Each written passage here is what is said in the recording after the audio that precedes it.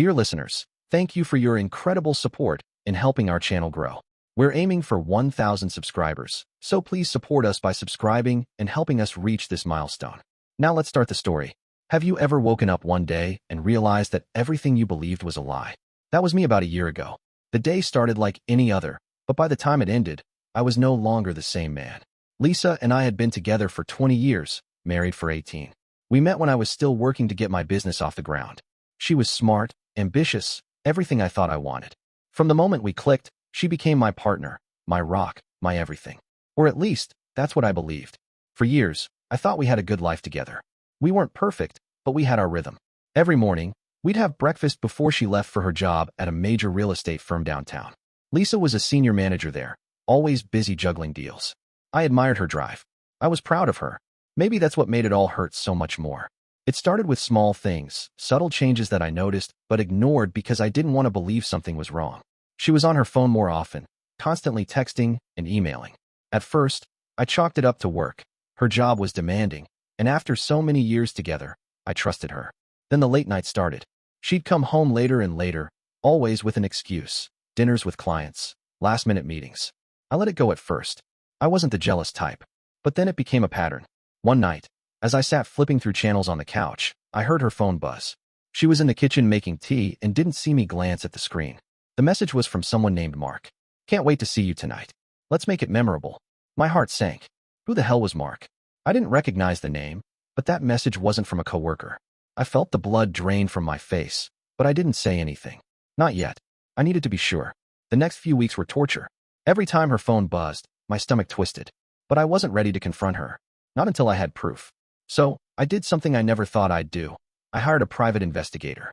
It felt extreme, but I needed answers. I refused to sit back and be made a fool. The investigator was discreet and professional. Within 2 weeks, he had enough evidence to tear my world apart. Lisa had been seeing this guy, Mark. The photos said it all.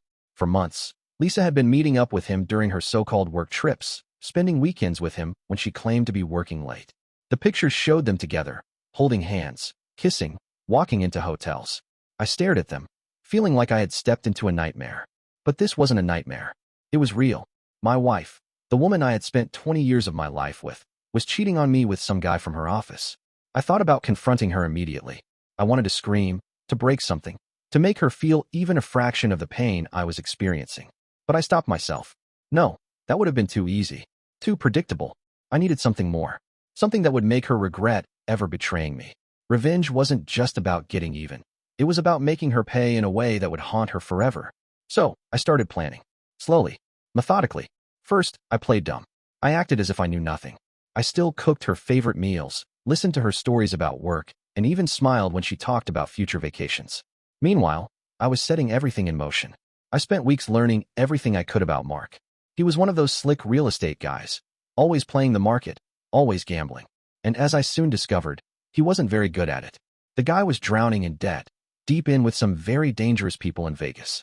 The kind of people you don't want to owe money to. That was my way in. A few quiet calls, some carefully placed connections, and I got in touch with the people Mark owed money to. I made them an offer they couldn't refuse. I would settle his debts, but in return, they would turn the heat up on him.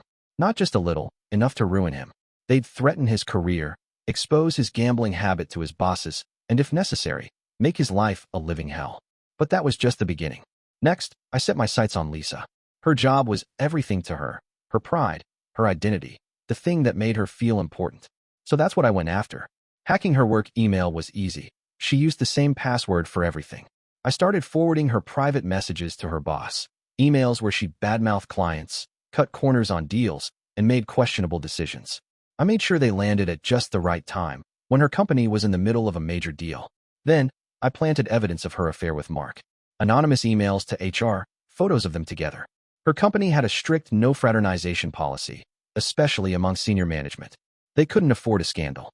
By the end of the month, the walls were closing in. Mark was drowning in debt, fielding calls from his Vegas friends, his career hanging by a thread, completely unaware of why his life was unraveling so fast. Lisa was under investigation at work, her reputation crumbling, and she had no idea I was the one pulling the strings. But I wasn't finished yet. I needed a finale, something that would bring everything together. So, I planned a getaway. A weekend trip to the mountains, just the two of us. I played it off as a romantic gesture, a chance to reconnect after the stress of the past few months. She bought it. We rented a luxury cabin, one of those secluded places with a hot tub and a fireplace. The first night, we had dinner by the fire, drinking wine, laughing like everything was fine. She had no idea what was coming. The next day, we went for a hike. The woods were quiet, peaceful. She was in a good mood, talking about how much she loved the fresh air. We hiked for hours, just the two of us, far from civilization. That's when I started dropping hints. So what would you do if you lost everything? I asked casually as we sat by a stream. She frowned, confused. What do you mean? Your job, your reputation. What if it all just disappeared? She let out a nervous laugh, brushing it off. What are you talking about? Why would I lose everything? I didn't answer right away. I just watched her, letting the silence build. Then, I pulled out my phone. Look at this, I said, handing it to her. She took it, still frowning, then froze. Her face went pale as she stared at the screen.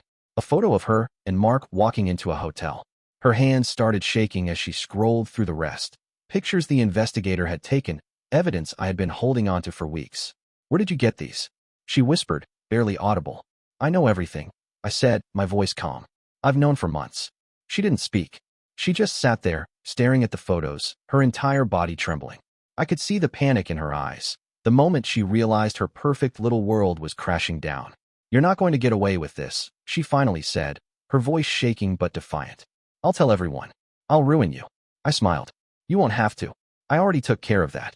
Confusion flickered across her face. What are you talking about? Remember those emails you sent about cutting corners? The ones where you badmouth your clients? I paused, letting it sink in. I forwarded them to your boss. And the pictures of you and Mark? Those went straight to HR. By now, they're probably deciding whether or not to fire you. Her face turned as white as a sheet. You didn't, she whispered, barely able to breathe. Oh, I did, I said, standing up. And Mark? He's drowning in debt. He owes a lot of money to some very dangerous people. I made sure they knew exactly where to find him. She stared at me, speechless, as I turned and walked away, leaving her alone in the woods with nothing but her guilt and the wreckage of her life. The best part? I didn't have to lift a finger. Sometimes, all it takes is a little push in the right direction. And in the weeks that followed, I watched their lives crumble. Mark lost his job. His debts became public, and his gambling habit destroyed what little reputation he had left. Lisa? She was fired. Lost her standing in the community. She tried to pick up the pieces, but it was too late. The damage was done. And me? I walked away, free from the lies, free from the betrayal, knowing that I had made them both pay, in the most satisfying way possible. Dear listeners, please share your thoughts in the comments section below and don't forget to like, share, and subscribe.